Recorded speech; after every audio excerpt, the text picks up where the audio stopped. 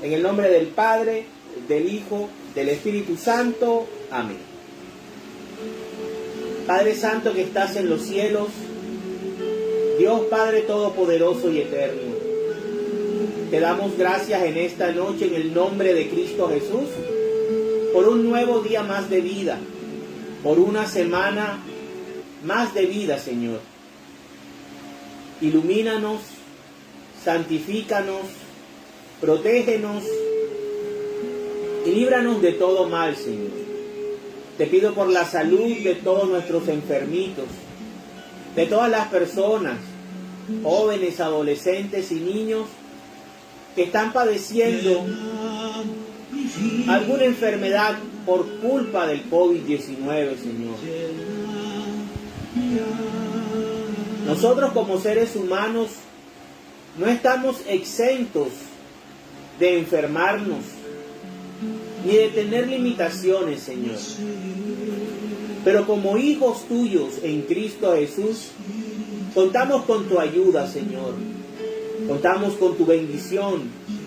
Contamos con tus ángeles, los cuales te pedimos que nos ayuden en cada batalla, en cada momento difícil, en cada enfermedad, en cada trabajo, Padre Santo.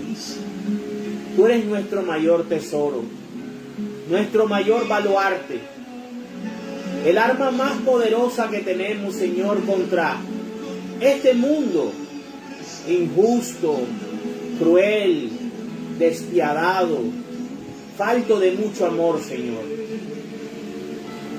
Pero en ti, Todopoderoso, podemos encontrar, Padre Santo, alivio y consuelo y mucha fuerza, Señor, para enfrentar este mundo, Padre. Bendícenos con el Espíritu Santo en esta noche, para que todo lo que hablemos sea por tu voluntad. Que sea, Señor, porque así lo quieres. Que no sea nuestra interpretación humana, sino seas tú, Espíritu Santo, hablando por medio de estos labios pecaminosos. Purifícalos y santifícalos como purificaste y santificaste los labios de Isaías. Señor, no soy digno que entres a mi casa, pero una palabra tuya, Señor, bastará para sanar este cuerpo pecaminoso, débil, limitado, terrenal, Señor. Ven, Espíritu Santo, y llénanos con tu amor y danos la fuerza, la sabiduría, el entendimiento y el poder para vencer en cada batalla, Señor, que libramos cada día en nuestros hogares, en nuestros trabajos, en nuestras escuelas. Que esta palabra llegue a cada hogar y a cada persona, la alimente y la fortalezca su fe. Amén, amén y amén. En el nombre del Padre, del Hijo, del Espíritu Santo. Amén. Bueno, vamos entonces a iniciar con la lectura del capítulo número 38 del libro del Éxodo. Hoy tenemos buen material de trabajo, entonces vamos a ir agilizando. Se hace el altar de bronce. Con madera de acacia, Bezalel hizo el altar de los holocaustos. Buscando un dispositivo. Era cuadrado, de 2 metros y 25 centímetros por cada lado, y 1 metro y 25 centímetros de alto. Para sus 4 esquinas le hizo 4 cuernos, los cuales formaban una sola pieza con el altar y estaban recubiertos de bronce.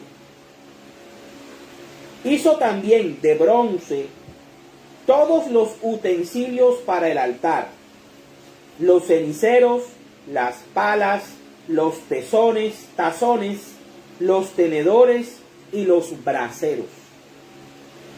También hizo una rejilla de bronce y la puso debajo de la orilla del altar, a media altura del mismo. Hizo también 4 argollas para las 4 esquinas de la rejilla de bronce, para pasar por ellas los travesaños. Luego hizo los travesaños de madera de acacia para el altar, los recubrió de bronce y los pasó a través de las argollas que estaban en los costados del altar, para poder transportarlo. El altar lo hizo hueco y de madera. Se hace la palangana de bronce, con los espejos de las mujeres que servían a la entrada de la tienda del encuentro.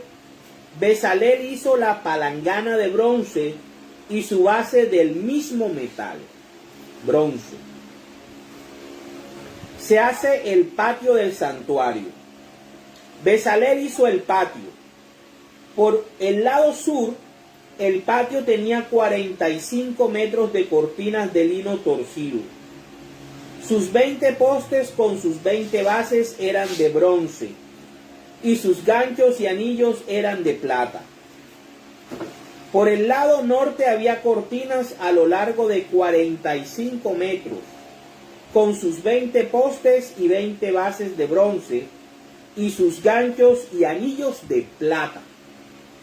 Por el lado occidental había 22 metros y medio de cortinas, con 10 postes y 10 bases. Los ganchos de los postes y sus anillos eran de plata. Por el lado oriental también había 22 metros y medio de cortinas. De un lado de la entrada había unos 7 metros de cortinas, con 3 postes y 3 bases. Y del otro lado, de uno y otro lado de la entrada del patio, había unos 7 metros de cortina, 3 postes y 3 bases. Todas las cortinas alrededor del patio eran de lino torcido. Las bases para los postes eran de bronce. Los ganchos de los postes y sus anillos eran de plata. Y la parte superior de los postes estaban recubiertas de plata.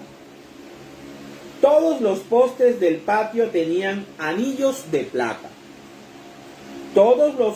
La cortina a la entrada del patio estaba finamente bordada sobre tela morada, tela púrpura, tela roja y lino torcido.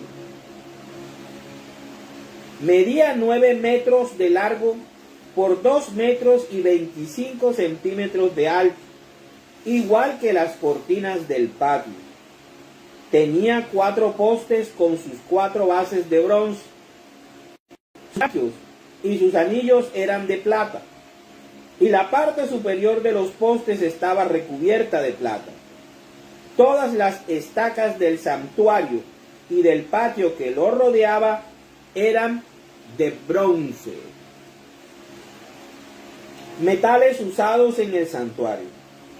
Por órdenes de Moisés y bajo la dirección de Itamar, hijo del sacerdote Aarón, los levitas llevaron la cuenta de los metales usados en la construcción del santuario de la alianza. Bezalel, el hijo de Urí y nieto de Ur, de la tribu de Judá, hizo todo lo que el Señor había ordenado a Moisés que se hiciera. Lo ayudó Oholiab, hijo de Ahisama, de la tribu de Dan, que era herrero, tejedor y bordador en tela morada, tela de púrpura, tela roja y lino fino. Todo el oro que se usó para hacer lo necesario para el santuario fue oro ofrendado al Señor, y dio un total de 965 kilos con 30 gramos, según el peso oficial del santuario. Ese es el oro. La plata recogida en el censo de la comunidad llegó a 3.319 kilos, con 525 gramos, según el peso oficial del santuario. Todos los empadronados mayores de 20 años fueron 613.550 personas, y cada uno de ellos dio 5 gramos y medio de plata, según el peso oficial del santuario. Había también 3.300 kilos de plata, 3.300 kilos de plata, para fundir las bases para el santuario y las bases para el velo.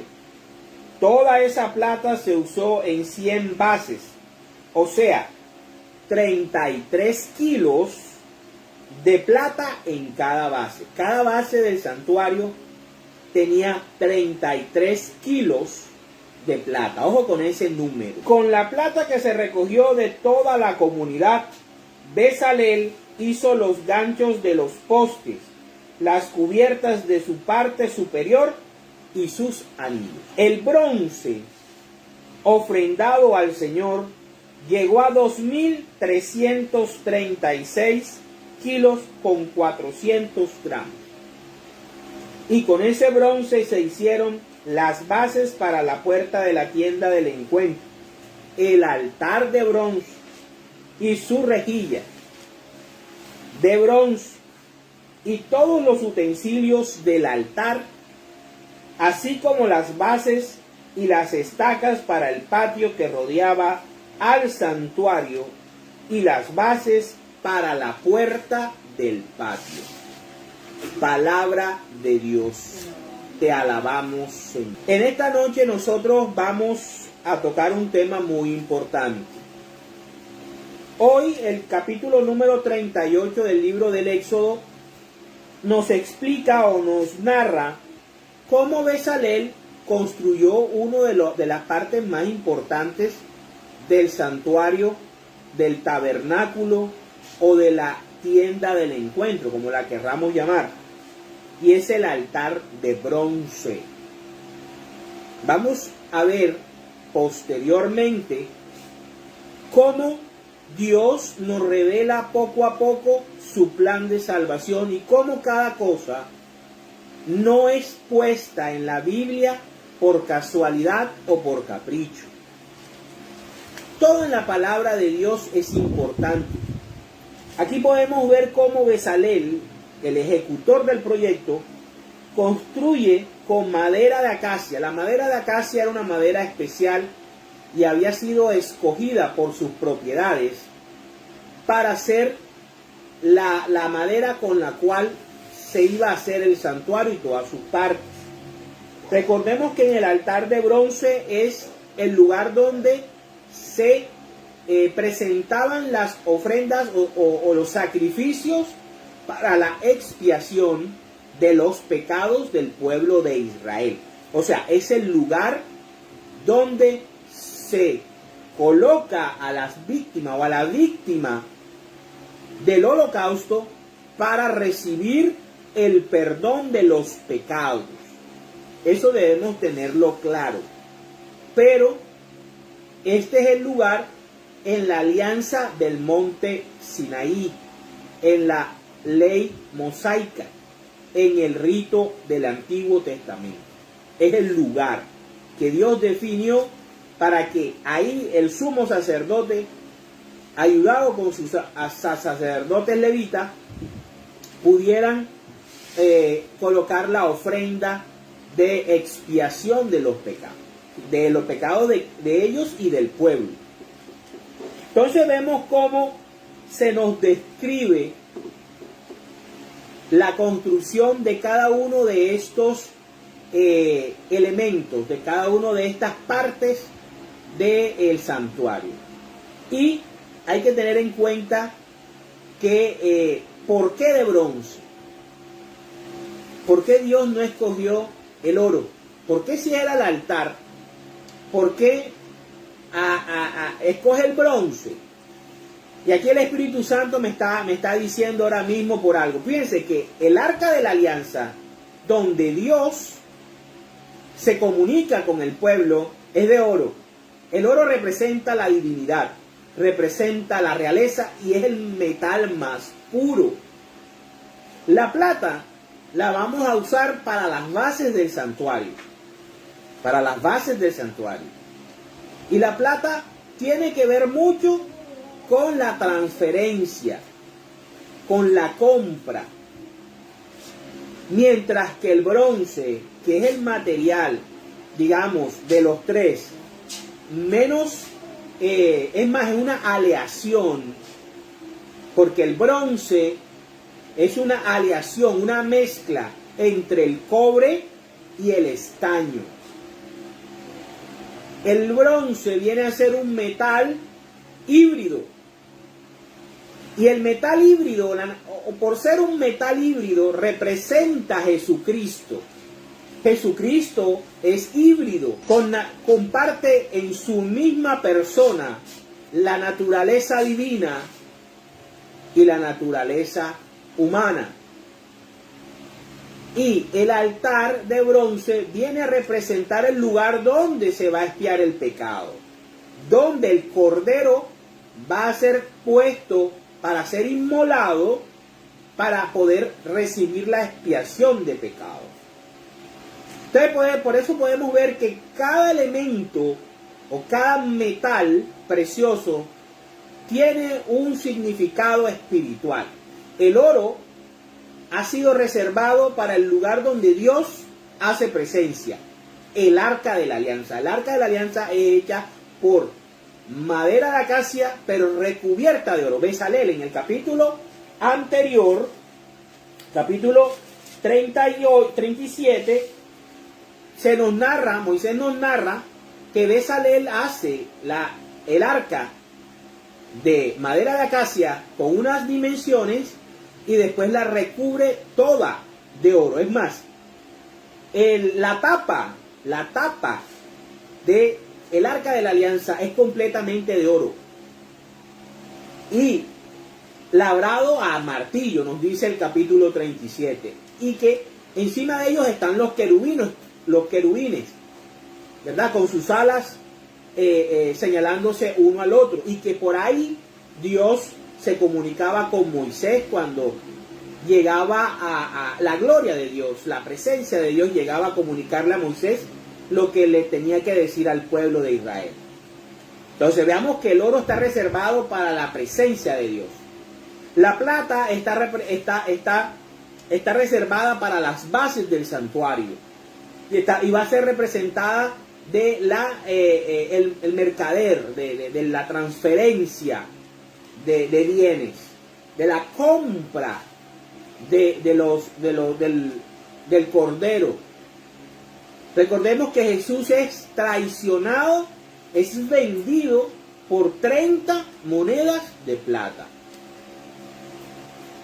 Y en la palabra de Dios, en los capítulos que hemos visto, en este mismo el libro del Éxodo y en el libro de Génesis, vemos cómo la plata es usada para transferir. Fíjense que José es vendido a los ismaelitas por 20 monedas de plata. La plata está asociada a la compra y transferencia de la víctima de inmolación. Por eso Jesús es vendido por 30 monedas de plata.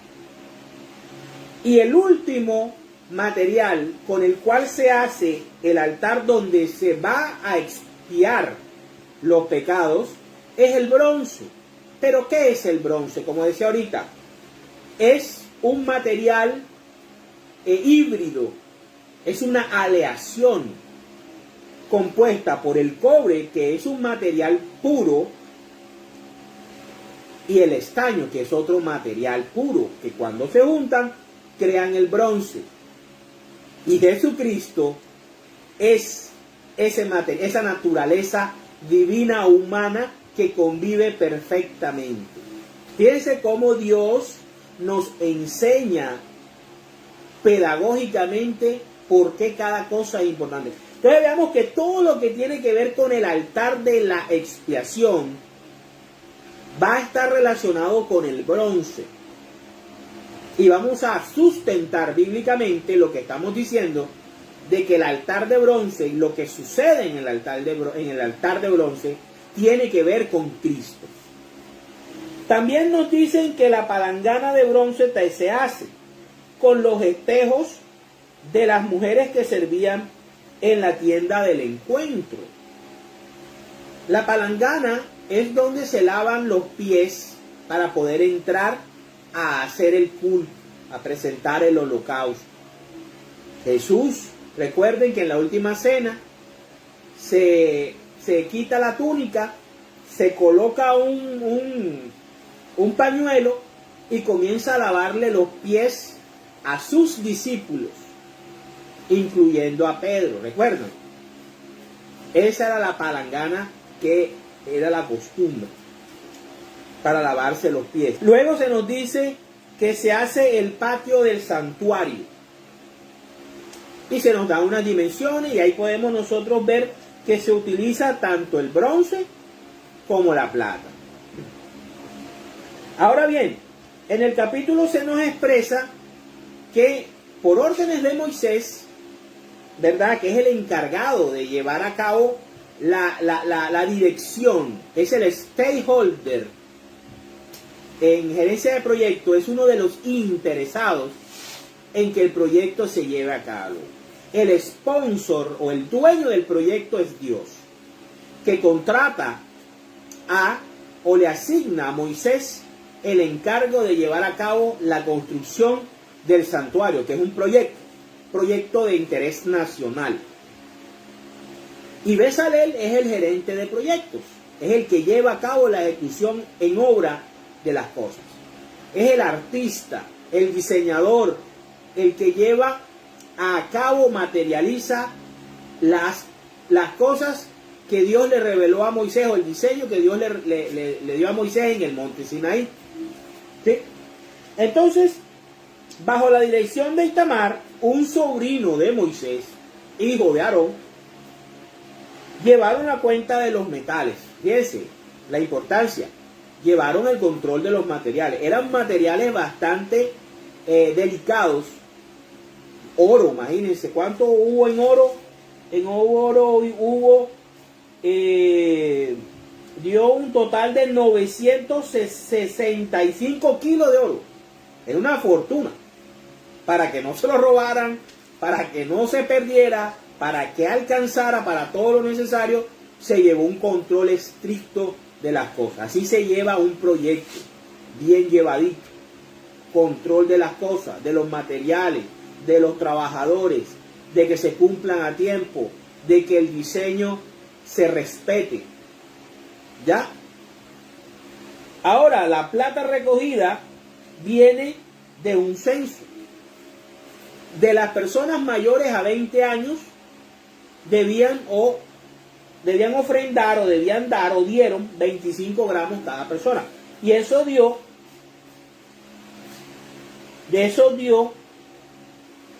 había también 3.300 kilos de plata, 3.300. O sea, a mí me llama la atención porque ahí está el 33, que es la vida de Cristo, y están las 30 monedas de plata. 33.000. O sea, qué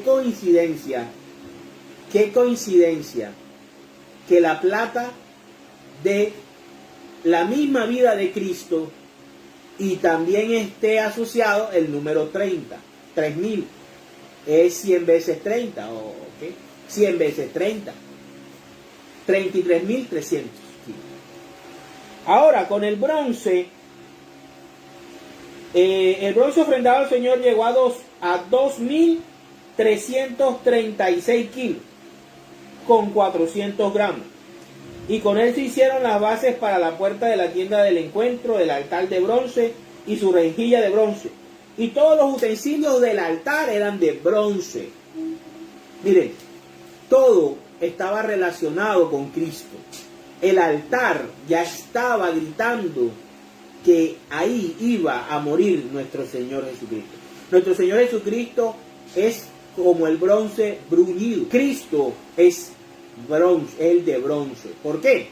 Ya lo he explicado. Porque el bronce es un metal que es una aleación, un híbrido. Esa es la importancia. de poder entender estas cosas, de por qué el altar no fue de oro, sino que fue de bronce, porque representaba la naturaleza híbrida de Jesús, del Cordero de Dios que iba a ser inmolado para la gloria de Dios. Vamos entonces ahora a profundizar, vamos a ver dónde aparece en el Antiguo Testamento. A mí siempre me gusta hacer una mezcla o hacer una comparación entre el Antiguo Testamento y el Nuevo Testamento. Sabemos que el Antiguo Testamento se conoce como la alianza del monte Sinaí, y que el Nuevo Testamento se conoce como la alianza del monte Sión. Son dos montes, son dos alianzas, son dos testamentos. ¿Sí? Entonces, vámonos a Segunda de Crónicas, capítulo 1. Crónicas, capítulo 1, versículos del 1 al 13, y veamos el altar de bronce en el Antiguo Testamento. Salomón, hijo de David, consiguió fortalecer su reinado con la ayuda del Señor, que aumentó muchísimo su poder.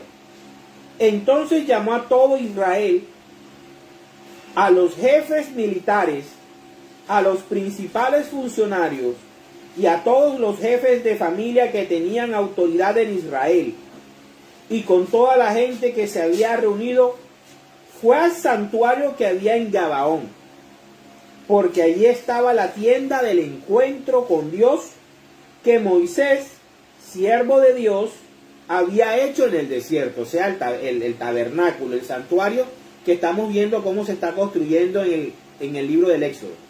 ¿Sí?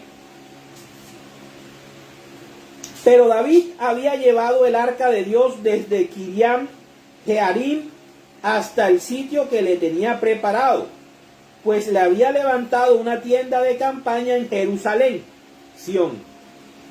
El altar de bronce, fíjense, el altar de bronce que había hecho Bezalel, hijo de Uri y nieto de Ur, también estaba en Gabaón.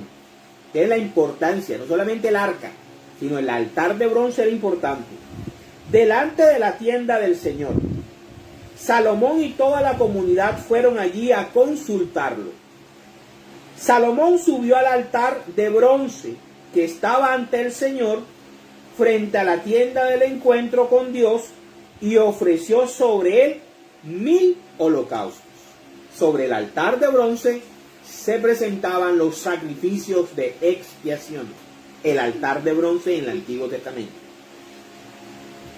Y aquella misma noche Dios se apareció a Salomón y le dijo: pídeme lo que quieras y yo te lo daré. Salomón le respondió a Dios: tú trataste con gran bondad a mi padre David, y a mí me pusiste a reinar en su lugar.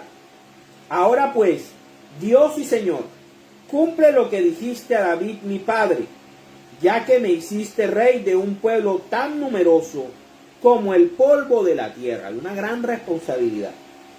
Por tanto, dame sabiduría y conocimiento para dirigir a este pueblo, un gran rey. Porque, ¿quién va a gobernar a este pueblo tuyo tan grande? Dios respondió a Salomón: puesto que este ha sido tu deseo, y no has pedido riquezas, ni bienes, ni honores, ni la muerte de tus enemigos, ni tampoco una larga vida, sino sabiduría y conocimiento para poder gobernar a mi pueblo, del que te hice rey, te concedo sabiduría y conocimiento, pero además te daré riquezas, bienes y honores, como no tuvieron los reyes que hubo antes de ti, ni los tendrán los que habrán después de ti. Después Salomón volvió a Jerusalén desde el santuario que había en Gabaón, y luego de haber visitado la tienda del encuentro con Dios, reinó en Israel. Palabra de Dios.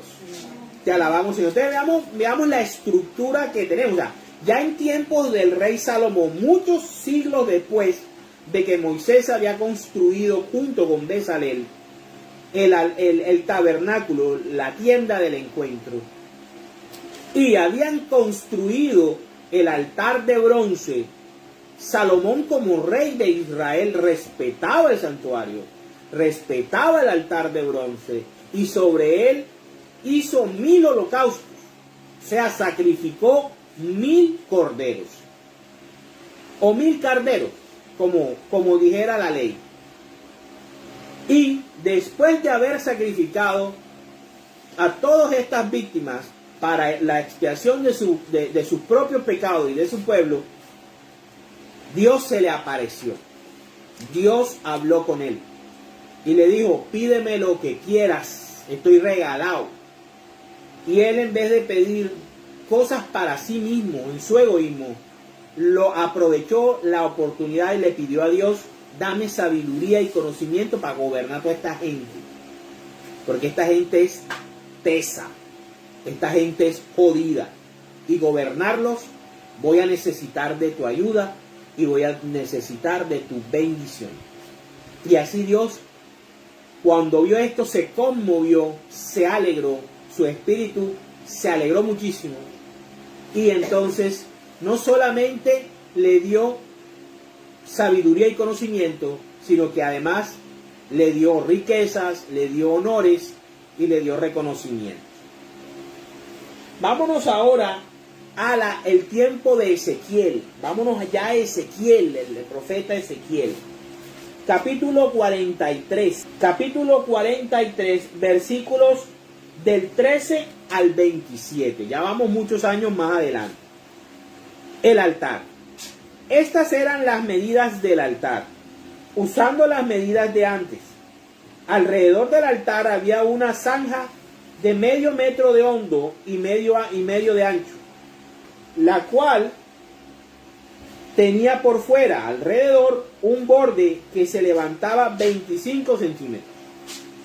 La base del altar era así: desde el fondo de la zanja hasta el borde del cuerpo inferior había 1 metro de alto. El cuerpo inferior sobresalía medio metro. El cuerpo central medía 2 metros de altura y sobresalía también medio metro. El cuerpo superior, que es donde se queman los sacrificios, medía 2 metros de altura.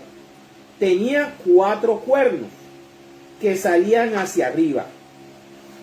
El cuerpo superior del altar era cuadrado, de 6 metros por fuera.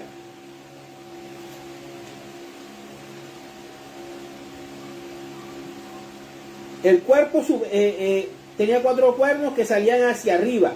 El cuerpo superior del altar era cuadrado, de 6 metros por lado.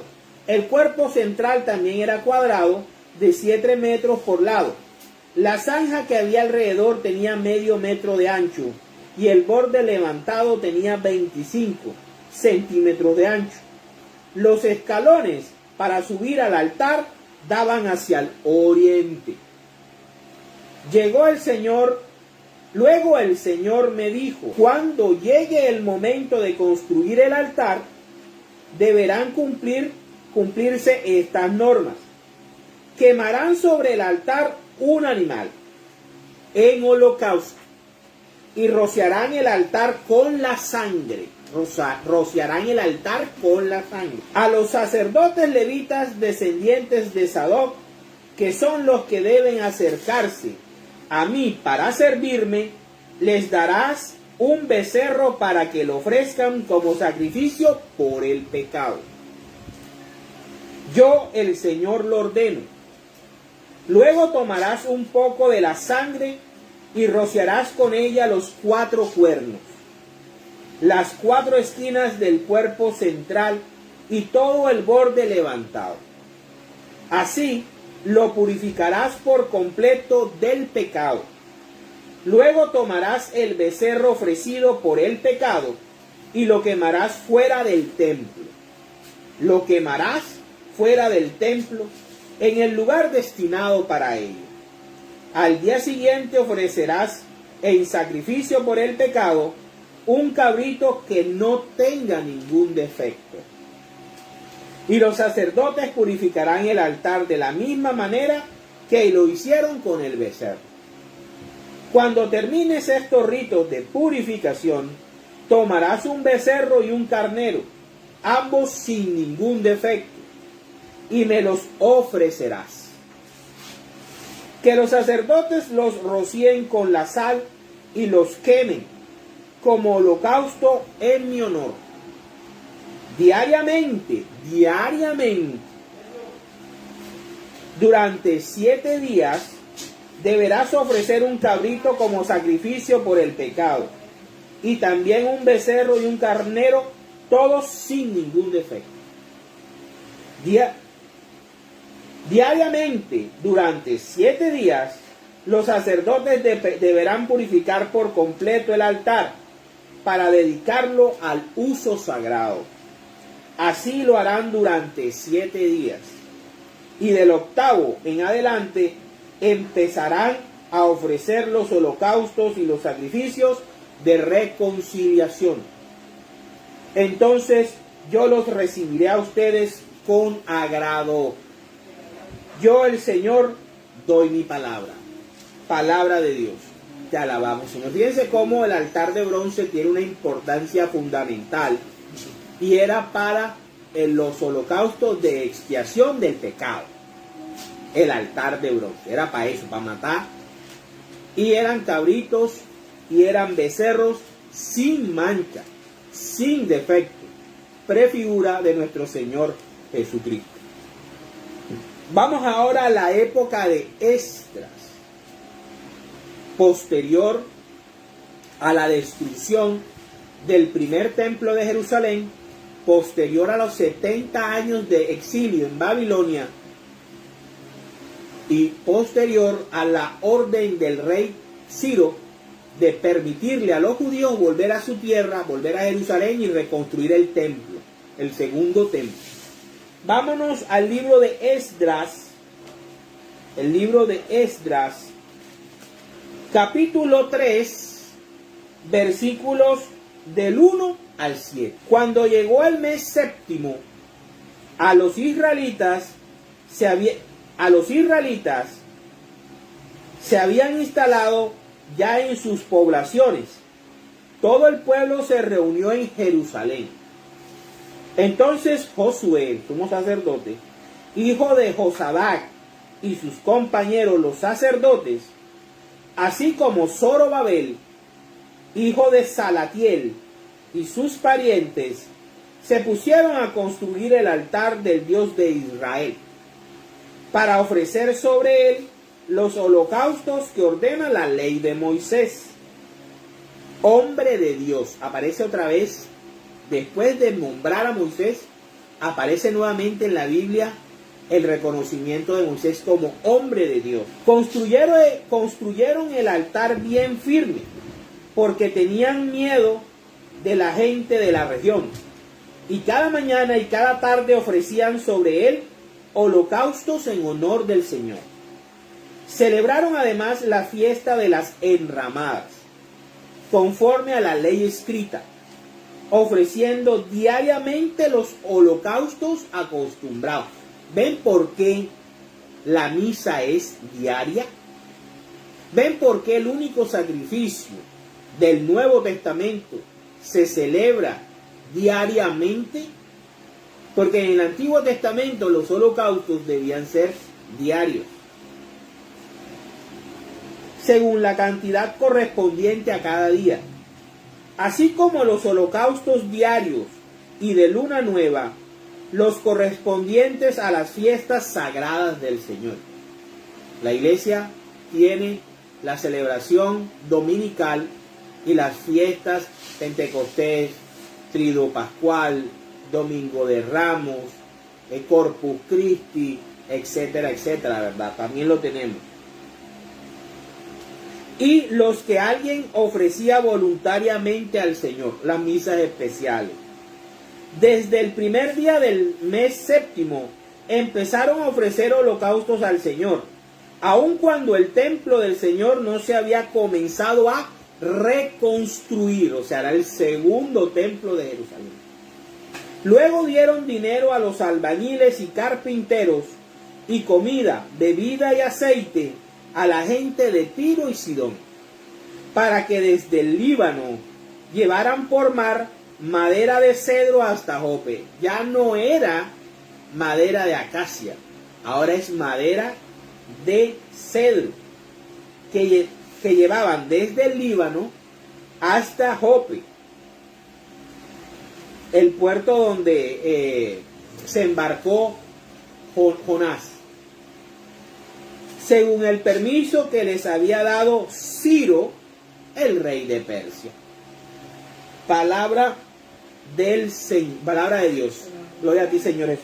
Vamos viendo cómo en toda la historia del pueblo de Israel el altar de bronce era importante dentro del tabernáculo, dentro del templo, tanto del primer. Fíjense, vimos el tabernáculo construido por Moisés. Vimos el primer templo de Jerusalén. Y ahora vimos el segundo templo de Jerusalén. ¿Sí?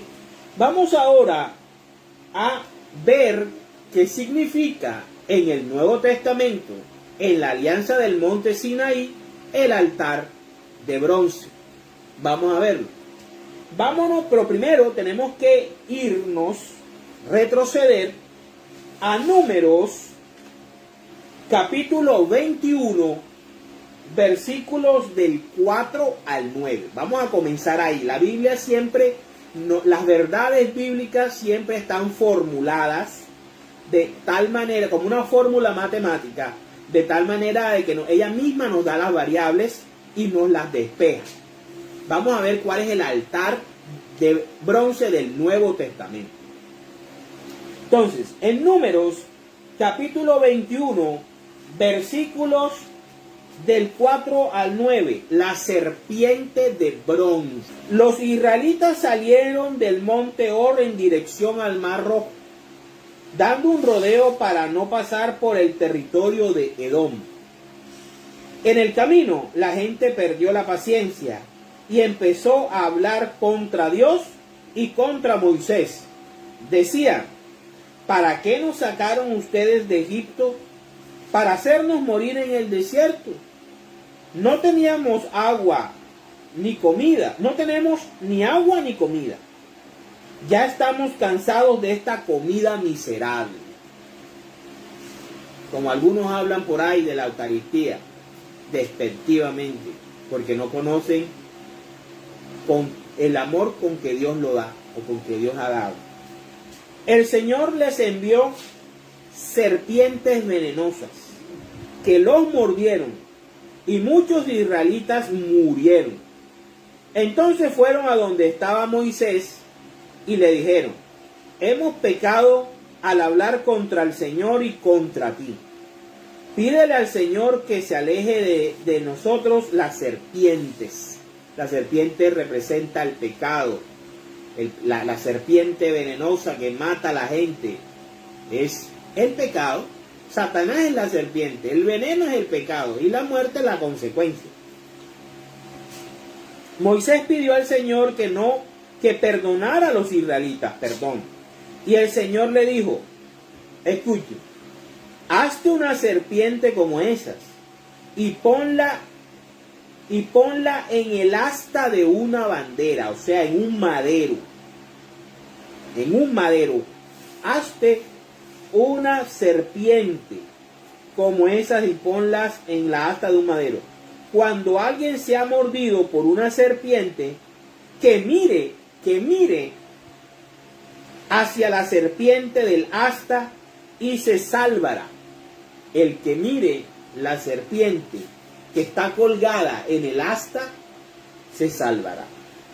Moisés hizo una serpiente de bronce. Serpiente de bronce. El bronce representa a Cristo. Todo aquel que mire a Cristo en el madero, en la cruz del Calvario, será conmovido y se salvará. Ahí ya estamos viendo la relación. El madero, la serpiente de bronce. Y la puso en el asta de una bandera Y cuando alguien era mordido por una serpiente, miraba a la serpiente de bronce y se salvaba. Palabra de Dios.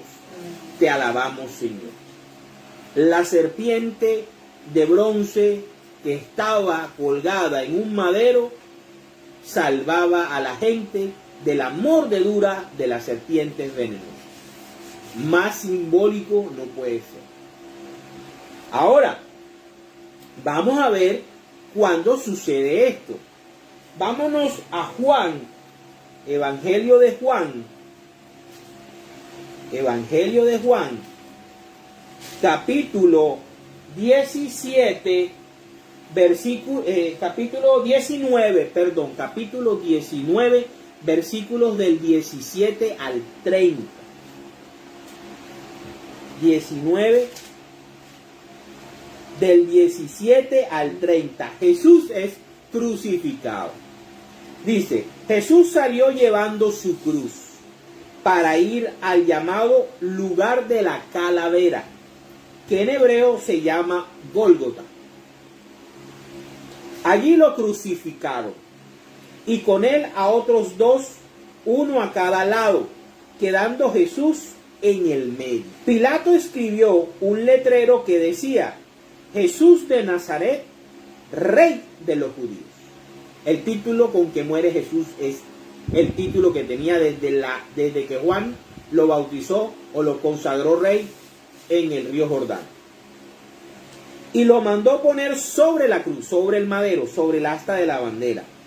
Muchos judíos leyeron aquel letrero porque el lugar donde crucificaron a Jesús estaba cerca de la ciudad y el letrero estaba escrito en hebreo, latín y griego. Por eso, los jefes de los sacerdotes judíos dijeron a Pilato, no escribas rey de los judíos, sino escribe el que dice ser rey de los judíos. Pero Pilato les contestó, lleno del Espíritu Santo, lo que he escrito, escrito queda. Punto. Después que los soldados crucificaron a Jesús, recogieron su ropa y la repartieron en 4 partes, una para cada soldado. Tomaron también la túnica, pero como era sin costura, tejida de arriba abajo de una sola pieza, los soldados se dijeron unos a otros, no la rompamos, sino echemos la suerte a ver a quién le toca. Así se cumplió la escritura que dice, se repartieron entre sí mi ropa y echaron a suerte mi túnica. Esto fue lo que hicieron los soldados romanos. Junto a la cruz de Jesús estaban su madre, junto a la cruz de Jesús estaban su madre y la hermana de su madre, María, esposa de Cleofás, y María Magdalena. Cuando Jesús vio a su madre y junto a ella al discípulo a quien él más quería mucho, dijo a su madre, mujer, ahí tienes a tu hijo, y con él a toda la iglesia católica. Luego le dijo al discípulo, y hablándole al discípulo nos habla a nosotros, ahí tienes a tu madre. No era la madre biológica, era la madre espiritual. María es nuestra madre. Punto. Palabras de Jesucristo. Palabras de Jesús. En los evangelios, cuando Jesús se dirige a los discípulos, a los apóstoles, también se dirige a nosotros, a los verdaderos discípulos, a los verdaderos apóstoles. Los que no le creemos a Jesús, los que no obedecemos a Jesús, no escuchamos estas palabras. Desde entonces ese discípulo la recibió en su casa. Por eso yo la tengo en mi casa. Por eso yo la recibo en mi casa. Porque yo soy ese discípulo amado. ¿Tú eres ese discípulo amado? El discípulo amado recibe a la madre de Jesús en su casa, señores. Aquí está en la Biblia. Muerte de Jesús. Después de esto, como Jesús sabía que ya todo se había cumplido, el plan de Dios, y para que se cumpliera la escritura dijo: tengo sed. Había allí un jarro lleno de vino agrio. Empaparon una esponja en el vino, la ataron a una rama de hisopo y se la acercaron a la boca. Jesús bebió el vino agrio y dijo: todo está cumplido. Luego inclinó la cabeza y entregó el espíritu. Palabra del Señor. Gloria a ti, Señor Jesús. Y aquí muere la alianza del monte Sinaí. Hasta ahí llega la alianza del monte Sinaí. Todo está cumplido. De aquí en adelante, hasta la resurrección, y de la resurrección en adelante, viene la alianza del monte Sión, que es la doctrina completa de la Iglesia Católica, que tiene más de 2000 años sin cambiarse. Por lo tanto, no se puede volver ni enseñar doctrinas de volver a cumplir la alianza del monte Sinaí, porque ya la alianza del monte Sinaí caducó. Porque quien da esta herencia es este señor que muere en el madero. Él es la serpiente de bronce, que está asociado con el altar de bronce donde se expiaban los pecados. Vámonos ahora a ver qué nos dice los dos testigos del Nuevo Testamento. Los dos testigos del Nuevo Testamento. En primera instancia, ¿qué nos dice San Pablo? Vamos a Primera de Corintios, capítulo 15, versículos del 1 al 11, los dos testigos del Nuevo Testamento. El primer testigo es San Pablo, que está en este orden, porque el primero es Pedro y Pablo. Vamos a ver, dice: ahora, hermanos, quiero que se acuerden del evangelio que les he predicado, el evangelio de la Iglesia Católica. Este es el evangelio que ustedes aceptaron y en el cual están firmes. También por medio de este evangelio se salvarán, si se mantienen firmes en él, tal como yo se los anuncié. De lo contrario, habrán creído en vano. Todo aquel que crea en otro evangelio que trajo un tal ángel, o las visiones del siglo XVIII, o los avivamientos en tal calle, si no están firmes en el evangelio que enseñó San Pablo, en primer lugar, les he enseñado la misma tradición que yo recibí, a saber, que Cristo murió por nuestros pecados. Lo acabamos de ver en el capítulo, en el Evangelio de Juan. Según las Escrituras, que lo sepultaron y que resucitó al tercer día, también según las Escrituras. Y que se apareció a Cefas. Cefas es Pedro. Y luego a los 12. Después se apareció a más de 500 hermanos a la vez, la mayoría de los cuales vive todavía, aunque algunos ya han muerto.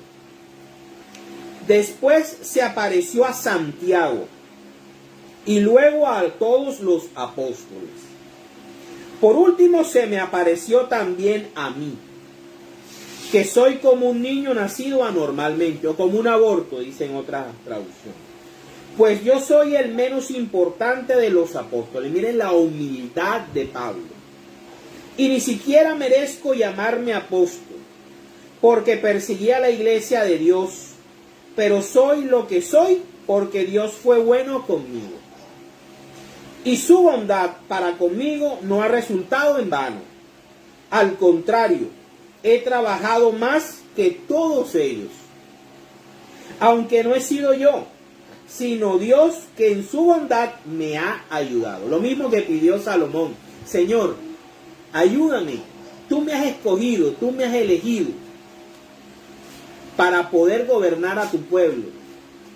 Aquí Pablo está diciendo: Señor, tú me has escogido para llevar tu evangelio a los gentiles, a los que estaban perdidos. Dame sabiduría, dame entendimiento y dame fortaleza. Lo que importa es que tanto yo como ellos, esto es lo que hemos predicado y esto es lo que ustedes han creído. Palabra de Dios. Te alabamos, Señor. Este es el Evangelio. Jesucristo murió por nosotros en la cruz del Calvario. Y a partir de ahí es otra cosa. Es universal la salvación. No tiene nada que ver con que tú hayas nacido judío, o que tú te estés circuncidado, o que respetes el sábado, o que des la 10ª parte, o que te circuncide. No, ya eso pasó, ya eso lo abolió Jesucristo el día que murió en la cruz del Calvario. No hay que respetar el sábado, hay que respetar el domingo. El sábado es el Antiguo Testamento, el domingo es el Nuevo Testamento. Hay que comulgar, hay que confesar los pecados a otros hombres, porque eso fue lo que dejó y ordenó Jesucristo, sin interpretación de más nada, sin tener que volver al Antiguo Testamento. No. Vámonos ahora a lo que dice el otro apóstol, el apóstol de los judíos, porque Pablo es el apóstol de los gentiles. Vamos a qué nos dice Pedro, el apóstol Pedro. Vámonos a Primera de Pedro, capítulo 1, versículos del 1 al 3. Pedro, apóstol de Jesucristo, saluda a los que viven esparcidos fuera de su patria, o sea, a la Iglesia Católica. Pedro, apóstol de Jesucristo, saluda a los que viven esparcidos fuera de su patria, la Iglesia Católica, en las provincias de Ponto, Galacia, Capadocia, Asia y Bitinia, a quienes Dios el Padre había escogido anteriormente conforme a su propósito.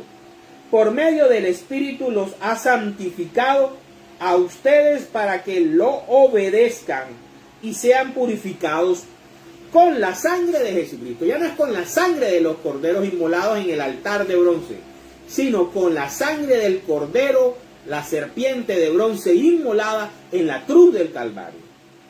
Reciban abundancia de gracia y paz. Alabanzas a Dios. Alabemos al Dios y Padre de nuestro Señor Jesucristo, que por su gran misericordia nos ha hecho nacer de nuevo por la resurrección de Jesucristo. Al haber a Jesucristo resucitado, pone ya activa, pone en acción el Nuevo Testamento.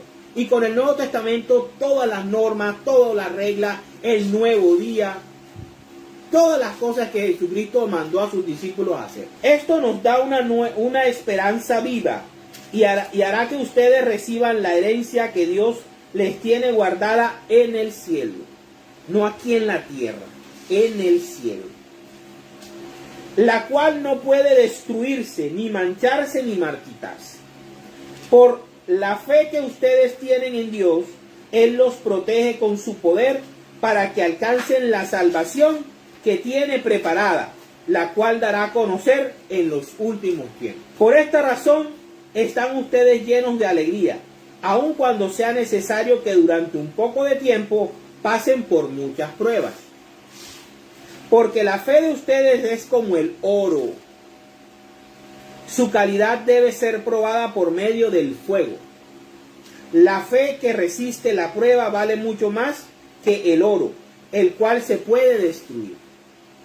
De manera que la fe de ustedes, al ser así probada, merecerá aprobación, gloria y honor cuando Jesucristo aparezca. Ustedes aman a Jesucristo, aunque no lo han visto. Y ahora, creyendo en Él sin haberlo visto, se alegran con una alegría tan grande y gloriosa que no pueden expresarla con palabras, porque están alcanzando la meta de su fe, que es la salvación. Los profetas estudiaron e investigaron acerca de la salvación y hablaron de lo que Dios en su bondad iba a darles a ustedes. El Espíritu de Cristo hacía saber de antemano a los profetas lo que Cristo había de sufrir y la gloria que vendría después. Y ellos trataban de descubrir el tiempo y las circunstancias que señalaba ese Espíritu que estaba en ellos. Pero Dios les hizo saber que lo que ellos anunciaban no era para ellos mismos, sino para bien de ustedes, los gentiles. Ahora pues, esto es lo que les ha sido anunciado por los mismos que les predicaron el Evangelio con el poder del Espíritu Santo que ha sido enviado del cielo. Oigan, el Espíritu Santo es el evangelizador. El Espíritu, la tercera persona de la Trinidad, es el evangelizador. Es el que trae el Evangelio. Es el que prepara y capacita a los apóstoles para que puedan escribir, para que puedan predicar, para que puedan anunciar desde los tiempos apostólicos. No es un ángel. O sea, no sé por qué existen personas que creen estas tonterías. No es la visión de alguien del siglo XX, ni del siglo XVIII, ni del siglo XVII. No es Lutero. La fe y el Evangelio viene desde los apóstoles, desde Pedro y Pablo. No es posible que nosotros estemos creyendo en gente que se entra en un éxtasis hasta diabólico y ya se le cree porque dice que tiene el Espíritu Santo y niega a Cristo y todo lo que manda a Cristo y la historia de la iglesia de Cristo, diciendo de que ellos son los salvadores y que ellos van a renovar la iglesia y el avivamiento. ¿Qué avivamiento? La iglesia siempre ha estado viva. El Espíritu Santo no es flojo. El Espíritu Santo ha sustentado a su iglesia, la iglesia de Cristo, 2000 y pico de años. El Espíritu Santo no necesita ayuda de ningún hombre, ni se basa en ideas ni pensamientos de hombres y mujeres para poder hacer su trabajo. Mira, la iglesia se ha mantenido viva soportando guerras, invasiones, terremotos, peste. Hasta el perro del diablo llamado Hitler intentó perseguirla, pero no tuvo el coraje de perseguir directamente a la iglesia porque él estaba amenazado. Él estaba amenazado. No te metas con la iglesia católica. Y sí, mató a muchos católicos y mató a muchos sacerdotes en Europa. Pero no tuvo el coraje de meterse con la Santa Sede porque sabía que a eso no tenía permiso. Sí, le dieron permiso para zararear a los judíos. Pero tampoco los acabó, porque Dios no permitió que su pueblo santo fuera destruido. Entonces, creer en doctrina, o sea, no sé. Para terminar esta noche, vamos a ver lo que nos dice Pablo en Gálatas. Veamos que en la palabra está todo. Esto fue creado por la iglesia de Cristo. Gálatas capítulo 4, versículos del 21 al 31, para que ustedes vean que lo que yo digo y estoy enseñando aquí no es invento mío, no es interpretación mía. Cuando yo les hablo acerca de las alianzas, de la alianza del monte Sinaí, de la alianza del monte Sión, no es locura mía. Desafortunadamente no nos enseñan estas cosas o nosotros no las buscamos en nuestra amada iglesia católica, ¿verdad? Pero por eso estamos haciendo estos cursos, por petición de nuestros sacerdotes, para ayudarlos también en la carga de la cruz y en la carga del Evangelio. Dice, lo que simbolizan Agar y Sara. Gálatas capítulo 4, versículos del 21 al 31, dice, díganme una cosa, ustedes, los que quieren someterse a la ley, el poco de cristianos que están volviendo o que cumplen el Antiguo Testamento diciendo que son cristianos. ¿Acaso no han escuchado lo que la ley dice? Pues dice que Abraham tuvo dos hijos, uno de una esclava y el otro de su propia esposa, que era libre. O sea, Agar era esclava y Sara era libre. El hijo de la esclava nació de modo puramente humano. Esto es la alianza del monte Sinaí. Pero el hijo de la libre nació para que se cumpliera lo que Dios había prometido. Esto es la alianza del monte Sión. Esto tiene un sentido simbólico, lo dice Pablo. Las dos mujeres representan dos alianzas. Y vean, revísenlo ustedes en sus Biblias, si no dice eso. Las dos mujeres representan dos alianzas. Una es la del monte Sinaí. y está representada por Agar, que fue la madre del que había de ser esclavo. O sea que con la alianza del monte Sinaí éramos esclavos. Pues Agar representa al monte Sinaí en Arabia, que corresponde a la actual Jerusalén. O sea, en los tiempos de Pablo representa a la religión judía del Antiguo Testamento, que estaba activo en ese momento cuando él escribe esto, y que querían obligar a los cristianos a circuncidarse y a cumplir la ley de Moisés, como si Cristo hubiera muerto en vano. Por eso Pablo está diciéndole a los gálatas, que son gentiles, que ellos no tienen que hacer esto, ya que esta ciudad está sometida a esclavitud junto con sus hijos. Pero la Jerusalén celestial es libre, y nosotros somos hijos suyos del Nuevo Testamento. Porque la Escritura dice: alégrate, mujer estéril. Sara era estéril. Tú que no tienes hijos, grita de alegría. Tú que no conoces los dolores de parto, porque la mujer que fue abandonada tendrá más hijos que la mujer que tiene. Hermanos, ustedes son como Isaac. Son los hijos que Dios había prometido. Pero así como en aquel tiempo el hijo que nació de modo puramente humano perseguía al hijo que nació por obra del Espíritu, así sucede también ahora. Y aquí sucede ahora. El hijo que nació del Espíritu Santo en Pentecostés, la Iglesia Católica, es perseguida por los hijos que nacen meramente de lo humano. José Smith, Elena de White, el otro, T.C. Russell, el Martín Lutero, el Juan Calvino, el rey Enrique VIII, que creó la iglesia anglicana, y todas esas iglesias, la mayoría gringas, nacidas en Estados Unidos, de un avivamiento, son nacidas puramente del humano, y por eso vuelven al Antiguo Testamento, por eso respetan el sábado, por eso quieren cumplir las leyes del Antiguo Testamento. Que con nosotros no sea así, porque San Pablo nos está diciendo que nosotros somos y pertenecemos a la Jerusalén libre. Este tema hoy era importante tocarlo, pero ¿qué dice la Escritura? Pues dice: echa fuera a la esclava y a su hijo, porque el hijo de la esclava no puede compartir la herencia con el hijo de la libre. De manera, hermanos, que no somos hijos de esclavos, no somos hijos de la esclava, sino de la libre. Palabra de Dios. Te alabamos, Señor. Y así terminamos este estudio, queridos hermanos. En el nombre del Padre, del Hijo, del Espíritu Santo. Amén. Señor Dios Padre Todopoderoso, te damos gracias en el nombre de nuestro Señor Jesucristo por todas estas enseñanzas, Padre.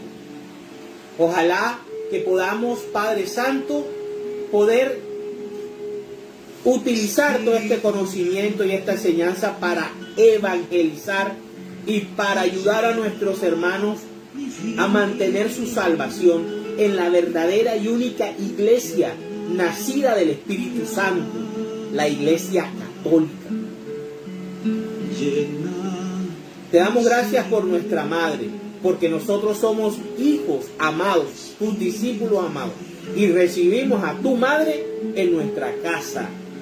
A nosotros no nos pesa tu Madre, y tu Madre es la nuestra, Madre de todos los creyentes y Madre y Reina de todos los ángeles, para la gloria de Dios.